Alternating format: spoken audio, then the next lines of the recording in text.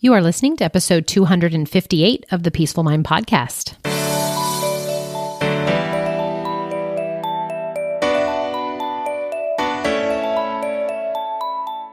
Welcome to the Peaceful Mind Podcast, a place for creating the peace of mind you need to be the best mom you are created by God to be.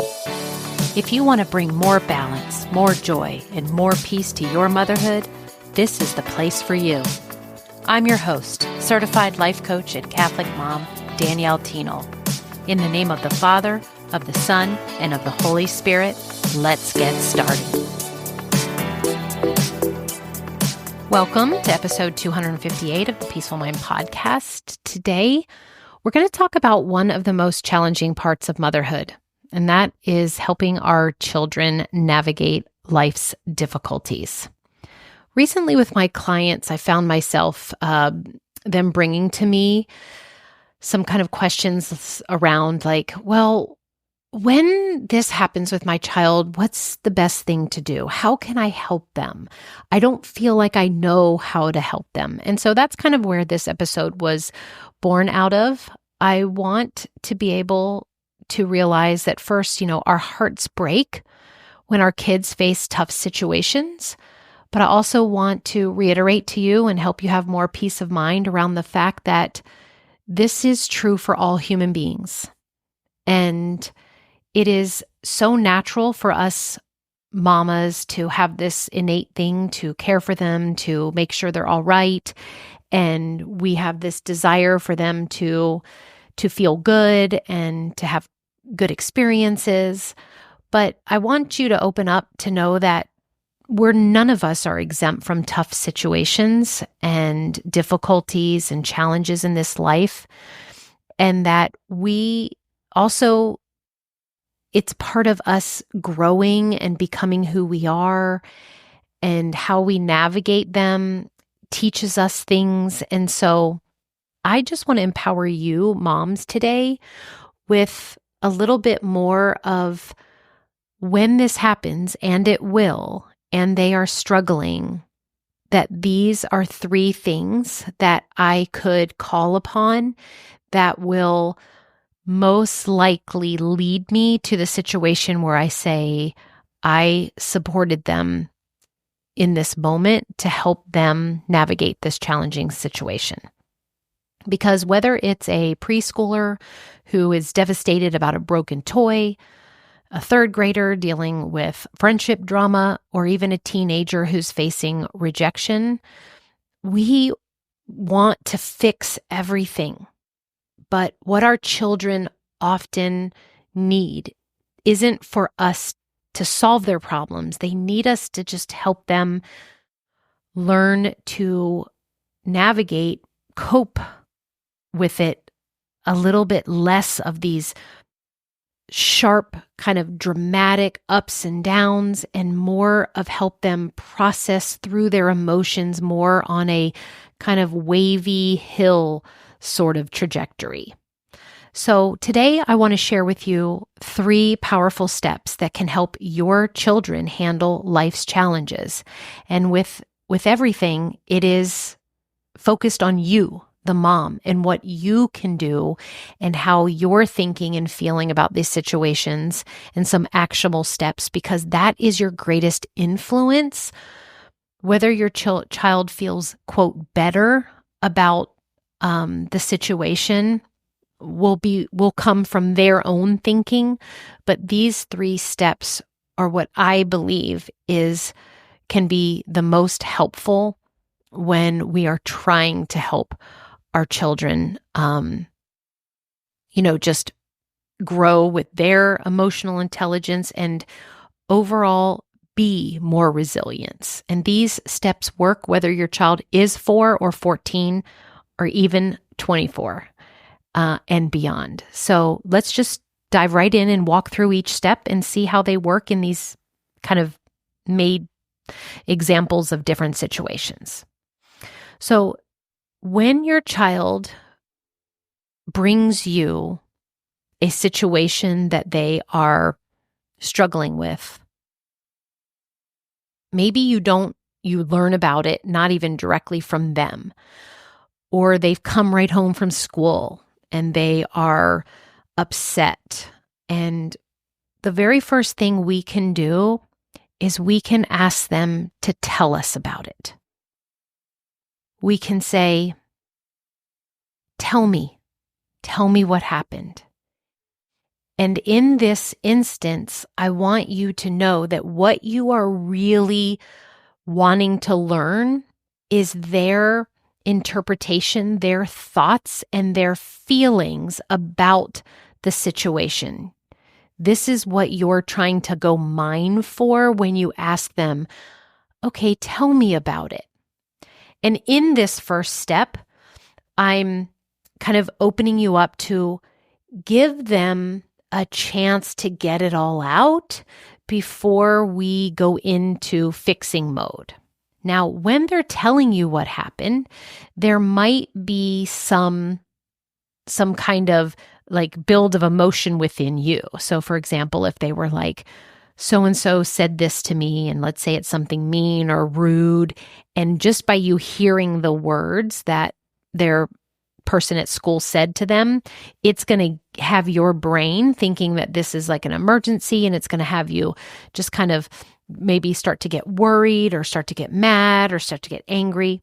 But I'm just suggesting and inviting you that in this step one, if you want to help your child navigate through difficult situations, hear them out. Say, tell me more, or what did you mean by?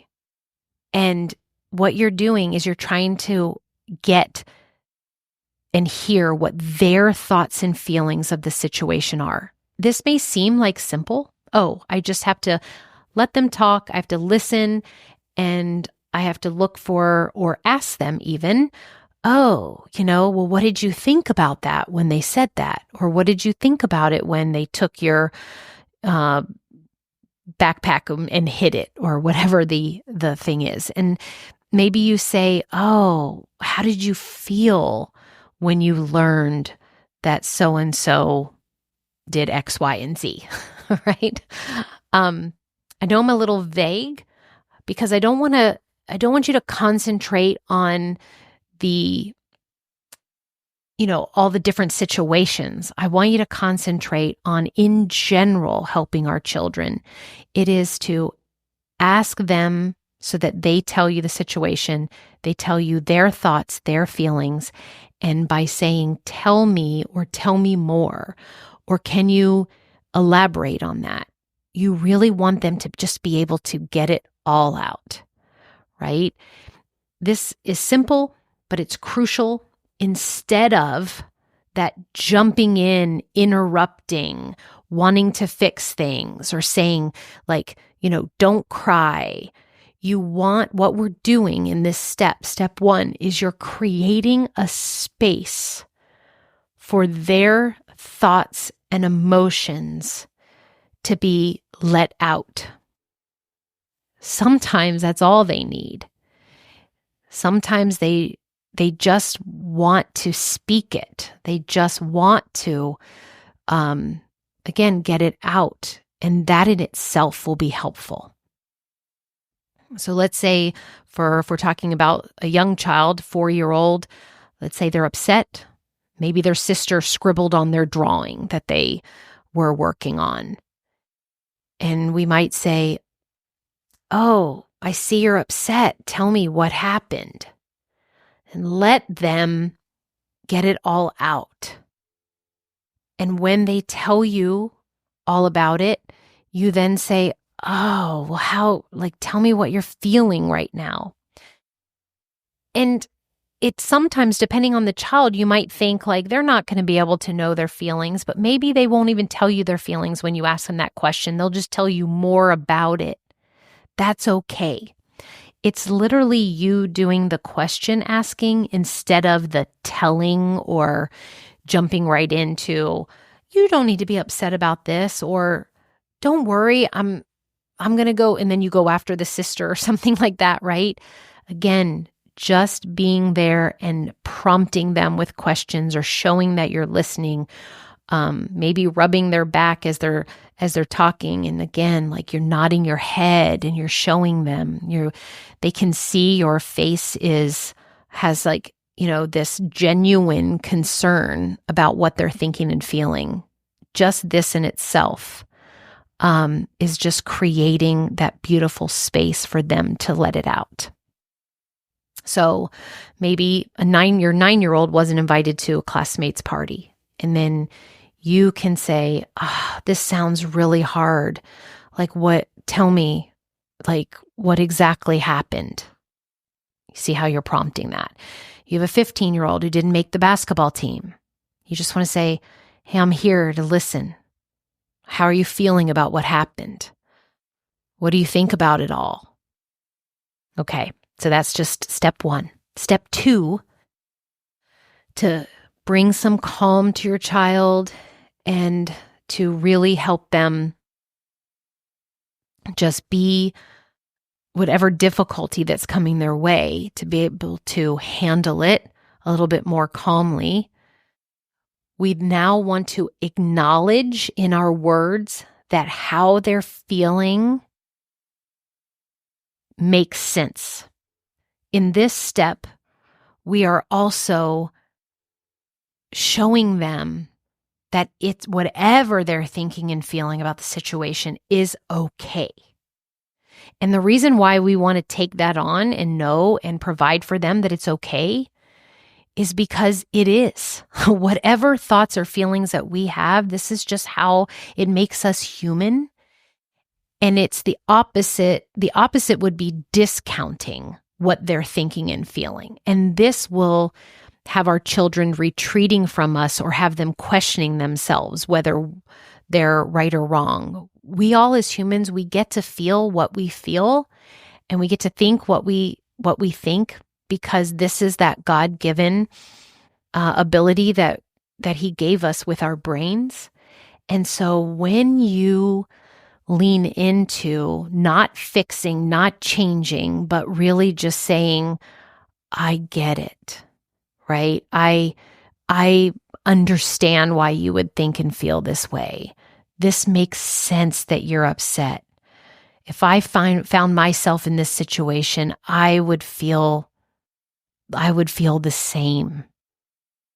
You're empowering your child to know that you're validating that it's okay, that whatever they're thinking and feeling is okay. So again, validating their emotions. First, you're allowing space for their thoughts and their emotions. Now you're validating their thinking and their emotions. And this will help them feel understood, because there are no thoughts or feelings that are right or wrong. There's just the ones we're having, including your children's.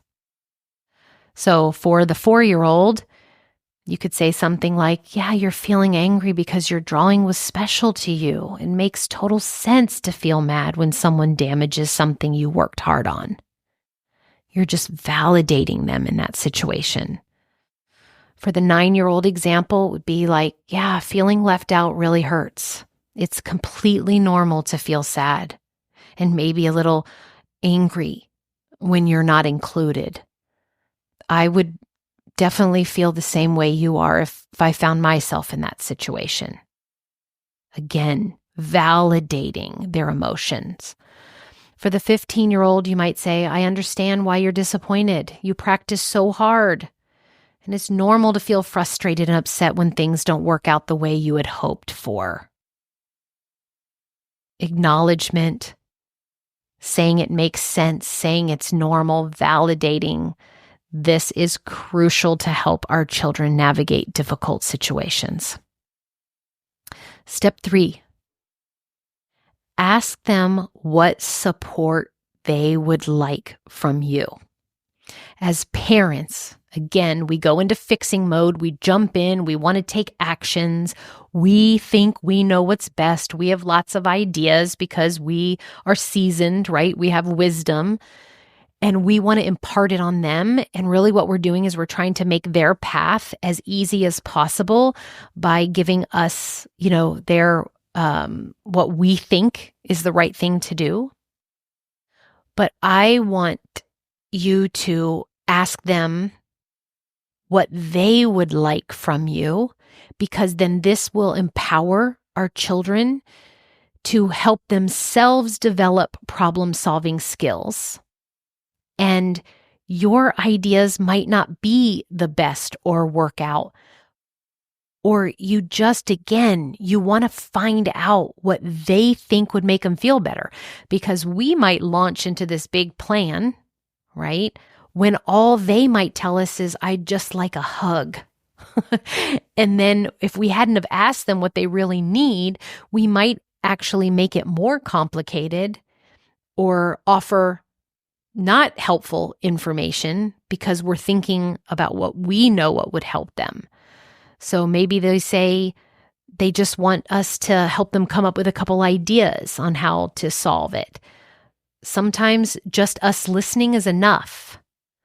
Sometimes they will come up with something that you wouldn't even think of. Most of the time it's more easy and simple. And the only way we can find out is if we ask what they need. So maybe in the 4-year-old, you might ask them something specific, like, would you like a hug? Or you say, is there something you'd like me to do with you? Or what would you like to see happen? That's always a question to kind of like navigate what support they need.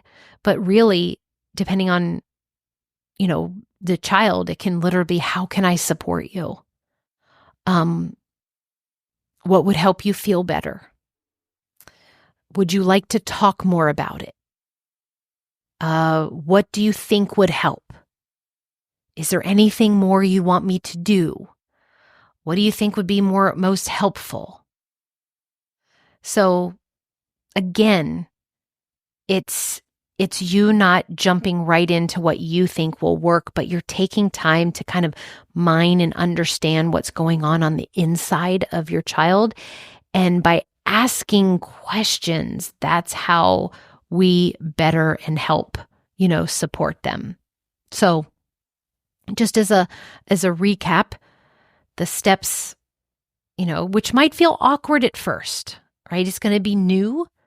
But the more you practice them, they do become more natural. And especially when you see how it will help so much and it just empowers your child so much, then you're going to want to practice this way more and more. So to help our children navigate challenging situations, to help them feel more calm about their situations, you first want to identify and have them identify and express their emotions. And we do this by step 1, which is to ask them, right? To tell you the details, tell you about it. Ask them how they're thinking and feeling about them. And this, again, is going to create that space. The second step is to help them feel understood and that it makes sense and that you're okay. That it's okay that they're feeling this way. Step 2 is acknowledging those feelings that they have told you about. And we want to help them develop their own problem-solving skills, and we do this with step 3, where we ask them what they would like us to do to support them, or what can we do to help you feel better? What would you like to see happen? And by doing these 3 things, you're going to help them become more resilient to handle future challenges, because when you're not around, they might do these things themselves. They might be able to express what happened. They might be able to they might be able to tell themselves this is normal, and they might reach out for help more because this is what you have modeled for them that helps and that works for them. And I just most importantly want to point out one thing when we help our children in this way. It helps maintain our connection with them during difficult moments. They learn that they can come to us with problems, big or small, and they learn that their feelings matter, and they learn that we listen and that we understand and that we care how they want to be supported, which maintains connection. When we jump into, you shouldn't feel this way, don't cry, I'm going to call the school, they shouldn't have done that. When you jump into, this is what I think you should do, or talk about like, this is best, or you need to do this. And it's more of the whole telling situation. It really does disconnects us from the goal we're trying to get with our children. And I want you to see that this approach mirrors how our Lord relates to us, right? Like he is there. Like he's like, I picture him as like waiting for us to come to him when we're troubled with something, right? And then when we do, he listens. And he also understands our struggles and provides comfort and guidance that is allowing us to grow through our challenges. And definitely, if we find out that our children are going through any kind of hardship, I'm always going to say that more peace of mind is to ask God for his help on how you show up for your child in this situation. Help him bring his higher thoughts to you. Help you know how to best support them. And maybe, just maybe, you will see that. I hope that if you are struggling or didn't know this way, that you will see that hearing what you did on the podcast today, you could say that is an answer to your prayer, right? And I hope I've delivered it in a way that can show you like 3 simple ways to try out. And that's all. The next time you're met with seeing your kids go through a challenge, which it could be right after you listen to this, right? It could be in the next hour, it could be next week, and it will happen, right? As parents, we are brought this. So I hope that these 3 steps of helping your kids open up to you, helping like create that space for their emotions, and helping validate these emotions, and asking them the support they need. I hope that you find that these steps give you more peace of mind in your motherhood and more empowerment for yourself and for your child. All right, everyone. Thank you so much for joining me. Please, if you haven't already, go to my website, take a look at all that is going on in 2025. And, if you want my support and work with a life coach to help you get your goals this year, to help you become more confident, to help you show up as the mom you want to be, to help navigate your time management, definitely come explore it with me. I love to meet my listeners out there, and we will make a plan and help you have progress towards the results you are hoping for in your life. But I hope that this podcast was helpful. And if so, let me know, reach out. And again, I will see you next week. And until then, may peace be with you always. Thank you so much for tuning in to today's episode of the Peaceful Mind Podcast. If you found value in today's episode, I'd be so grateful if you could subscribe and leave a review. It not only supports the podcast, but ensures you don't miss out on future episodes packed with insights and tools to create peace of mind in your busy mom life.